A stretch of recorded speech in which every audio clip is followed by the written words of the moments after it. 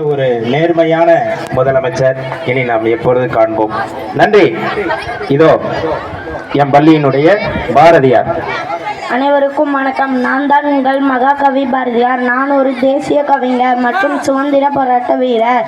நான் தூத்துக்குடி மாவட்டத்தில் உள்ள எட்டயபுரத்தில் பிறந்தேன். எனது தந்தை சின்னசாமி ஐயா, தாயார் லெக்குமி அம்மாள் ஆவார்.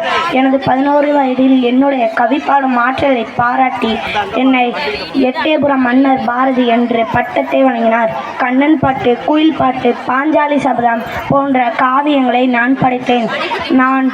என்னை மகாகவி, தேசிய கவி என்று அழைப்பார்கள். மனிதநேயம், பெண் முன்னேற்றம், ஜாதி ஒழிப்பு இவை அனைத்தும் எனது வாழ்க்கையின் கனவுகள். தேசிய மகாகவி 1921ஆம் ஆண்டு செப்டம்பர் 11ஆம் தேதி உலக வாழ்வில் இருந்து விடுதலை பெற்றார். மகாகவி மறைந்தாலும் அவருடைய கவிதைகள் இன்றைக்கும் நமக்கு தேசபக்தியை ஊட்டிக் கொண்டே இருக்கிறது. நன்றி, வணக்கம்.